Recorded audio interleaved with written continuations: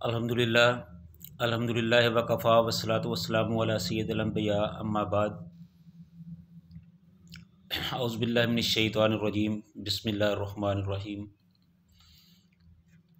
इससे पहले हम रसूलुल्लाह सल्लल्लाहु अलैहि वसल्लम की हिजरत के हवाले से गुफ्तगू कर चुके हैं। आज हम रसूलुल्लाह सल्लल्लाहु अलैहि वसल्लम की मदीना तशरीफ़ आवरी के हवाले से कुछ गुफ्तगू करेंगे। हिजरत का ये मतलब सिर्फ़ ये नहीं था कि मुसलमान काफ़रों के जुल्म सितम से बच सकें, उनके फितने से बच सकें, उनके तमस्खुर से बच सकें, बल्कि उनका जो असल मकसद था वो ये था कि मुसलमानों के पास एक ऐसी किता ज़मीन होनी चाहिए जिस पर मुसलमान अपनी मर्ज़ी के मुताबिक अल्लाह ताला के दिए हुए निज़ाम के मुताबिक अपनी ज़िंदगी को गुजार सकें और उस सरज़मीन पर किसी दूसरी कौम का कोई अमल दखल ना हो। वहाँ मुसलमानों का ही तसर्रुफ़ हो, वो अपनी मर्ज़ी के साथ वहाँ इक़दामात ले सकें, किसी दूसरी कौम का वहाँ कोई अमल दखल नहीं होना चाहिए। और ये बात भी ज़हन में रहनी चाहिए कि इस काम के जो करने वाले थे वो ख़ुद रसूलुल्लाह सल्लल्लाहु अलैहि वसल्लम थे, क्योंकि वही मुसलमानों के इमाम थे, वही मुसलमानों के लीडर थे, पेशवा थे, रहनुमा थे। तो इसलिए रसूलुल्लाह सल्लल्लाहु अलैहि वसल्लम बग़ैर किसी हिलो हुज्जत के तमाम अमूर का खुद ज़्यादा ले रहे थे और अपनी मर्ज़ी से निज़ाम को चलाने की कोशिश में थे। आप सल्लल्लाहु अलैहि वसल्लम जब आप सल्लल्लाहु अलैहि वसल्लम मदीना में तशरीफ़ लाए तो मदीना में कई किस्म के लोग मौजूद थे। उनमें एक तो आप सल्लल्लाहु अलैहि वसल्लम के पाकबाज़ सहाबा की जमात थी और वो भी दो किस्म के थे, एक अंसार और एक मुहाजिरीन। गो के इनके नज़रियात तो एक थे लेकिन मसाइल मुख्तलिफ थे। अंसार वो थे जिनके अपने घर बार थे, अपनी मर्ज़ी से रह रहे थे, और मुहाजिरीन वो थे जो मक्का से लुटे पुटे काफ़िरों की सूरत में आए थे। और दूसरे मदीने के कदीम और असली कबाइल से तल्लुक़ रखने वाले मुशरिकीन थे जो अब तक ईमान नहीं लाए थे, और तीसरे यहूदी थे। तो इनमें रसूलुल्लाह सल्लल्लाहु अलैहि वसल्लम के सहाबा कराम से तल्लुक़ से आप सल्लल्लाहु अलैहि वसल्लम को जिन मसाइल का सामना था उनकी तो ये है कि इनके मदीने के हालात मक्के से कतई तौर पर मुख्तलिफ थे। मक्के में अगरचे इनका कलमा एक था लेकिन इनके मकासद भी एक थे, मगर वो ख़ुद मुख्तलिफ घरानों में बटे हुए थे, बिखरे हुए थे, मजबूर थे, मकहूर थे और कमज़ोर थे।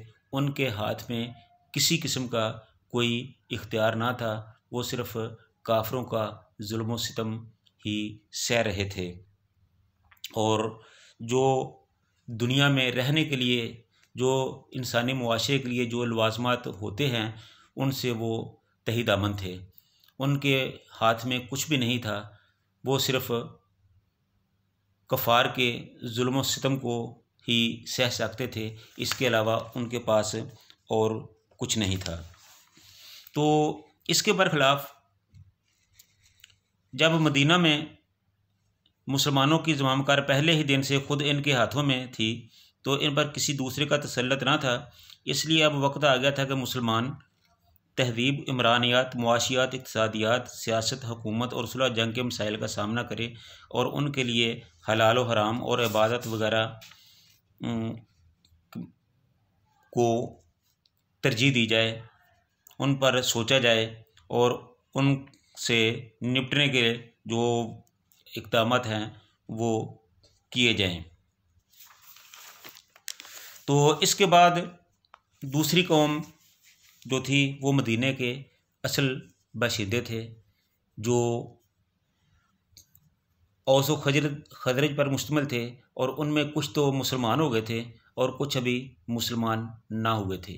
और जो मुसलमान नहीं हुए थे उनसे दरअसल मुसलमानों को किसी किस्म का कोई ख़तरा नहीं था, क्योंकि उनके कोई सियासी या तमदनी या मुआशरती कोई अज़ाइम नहीं थे।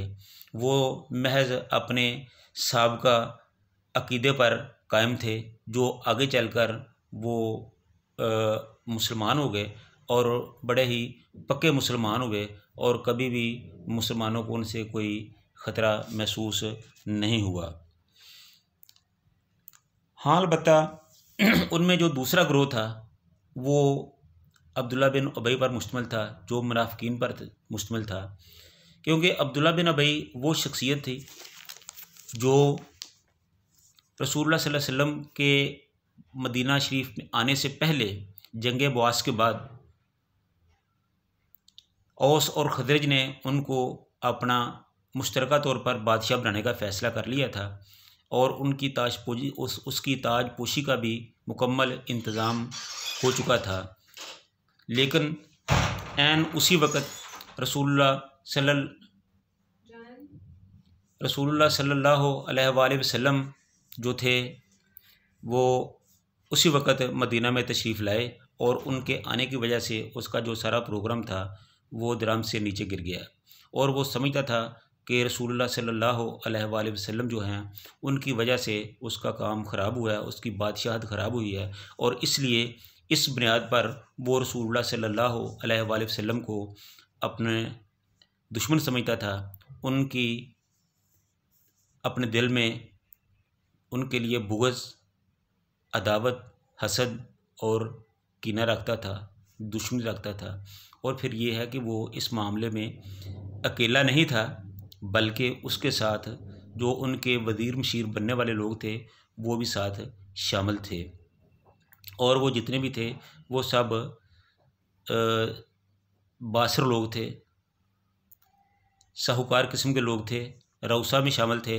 इसलिए ये एक मुसलमानों के लिए चैलेंज हो सकता था, और फिल वक्त मुसलमानों के ख़िलाफ़ कोई एक्शन नहीं ले सकते थे, क्योंकि वो बज़ाहिर उनके ख़िलाफ़ कोई काम नहीं कर रहे थे, कोई एक्शन नहीं ले रहे थे, सिर्फ दिल से बुरा समझ रहे थे, और ऐसी सूरत में मुसलमान उनके ख़िलाफ़ कोई एक्शन नहीं ले सकते थे।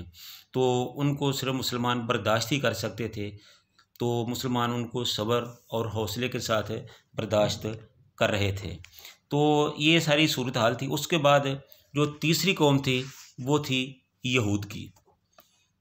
ये यहूद जो रसूलुल्लाह सल्लल्लाहु अलैहि वसल्लम के आने से पहले ये कहती थी कि जब रसूलुल्लाह सल्लल्लाहु अलैहि वसल्लम आएंगे हम उन पर ईमान लाएंगे और उनकी मदद से अपने दुश्मनों पर ग़लबा आएंगे, अपने दुश्मनों को तहस नहस करेंगे।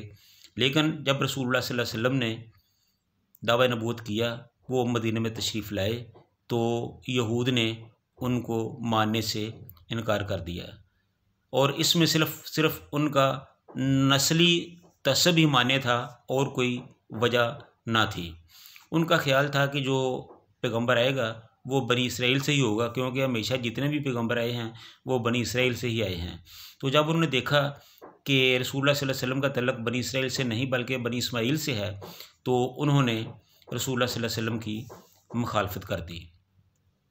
और इसकी एक जीती जागती तस्वीर जो है वो ये है कि जब रसूलुल्लाह सल्लल्लाहु अलैहि वसल्लम मदीना में तशरीफ़ लाए, तो यहूदियों का जो सरबराह था अख्तब, हई बिन अख्तब, और उसका भाई यासर, ये दोनों रसूलुल्लाह सल्लल्लाहु अलैहि वसल्लम को मिलने के लिए गए। तो सुबह गए और शाम तक आपके साथ ही रहे, उनकी गुफ्तगू होती रही। तो जब वो अपने घर में गए तो हज़रत उम्मुल मोमिनीन हज़रत सफ़िया रज़ियल्लाहु ताला अन्हा ये बताती हैं कि जब मेरा वालिद रसूलुल्लाह सल्लल्लाहु अलैहि वसल्लम से मिल के घर में आए, तो मेरे चचा ने उनसे पूछा कि क्या ख्याल है कि ये वही है? तो उसने कहा कि खुदा की कसम ये वही है। तो फिर मेरे चचा ने कहा कि फिर क्या ख्याल है, उनको मानना चाहिए या नहीं मानना चाहिए? तो मेरे वालिद ने कहा कि नहीं, हरगिज़ नहीं, मैं क़यामत तक उसको नहीं मान सकता, मैं कभी भी उन पर ईमान नहीं लाऊंगा। तो ये सिर्फ़ इसलिए था कि